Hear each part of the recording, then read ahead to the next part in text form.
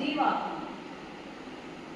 అందుకే అందరి దేవుడు ఒకడే, అతడికి ఆకారం లేదు, అందరిలో ఉన్నాడు, అయినా దేవుని ఆకారంలో పుట్టిస్తుంది.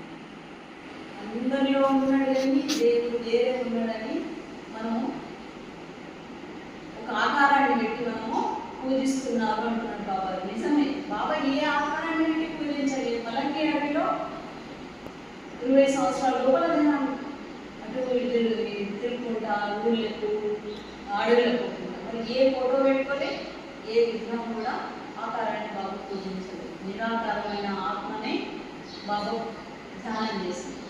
సర్వవ్యాపి అనగా ఆత్మతత్వం అంతటా అందరిలో వ్యాపించి ఉన్నట్లే ఈ శరీరంలో అగ్నితత్వం సర్వవ్యాపకమై అంగాంగంలో దాగి ఉన్నది. ఉదాహరణ జఠరాగ్ని, ఆకలి, కట్టుమంటుంది అగ్ని, జఠరాగ్ని. అక్కడ క్రోధాగ్ని, క్రోధం, కోపం, అది కూడా అగ్ని. నాకు మంట వేసిందంటే మీ ఎదురు పెట్టాను, నాకు మండేది అంటే క్రోధాగ్ని. జఠరాగ్ని, కడుపు మండుతుందంటే కదా అది జఠరాగ్ని. క్రోధాగ్ని, కామాగ్ని, కామాగ్ని అంటే కోరికలు. ఇది కావాలి, కారు వస్తే ఆ కారు కొనాలి, ఈ పాత కారు అమ్మేసి కొత్త కారు తీసుకోవాలి,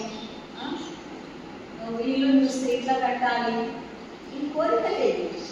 వాళ్ళకు ఒక నెక్లెస్ ఉంటే నేను అది వేయించుకోవాలి, వాళ్ళకు ఒక చీర ఉంటే నేను అది కొనుక్కోవాలి, అలాగే ఆ ఫోన్ ఐఫోన్ ఉంటే నేను ఒక ఐఫోన్ తీసుకోవాలి. అంటే ఇవన్నీ కోరికలు, కామాగ్ని అంటారు. మనసులో వృత్తి కలిగినట్టే కదా వీళ్ళ మీద పోతుంది. ఇలా ఎన్నో రూపాలు శరీరంలో ఉన్నాయి. మన లోపలే ఉంటాయి, బయట కాదు. ఈ కళ్ళు చూస్తాయి, ఈ కళ్ళు దేని మీద చూస్తుంది? మనసు వీడైపోతుంది. ఆత్మ వెలుగు అగ్నితో పోల్చి చెప్పారు. ఆత్మను జ్యోతి, అగ్ని, వెలుగు దీంతో పోల్చి చెప్పారు.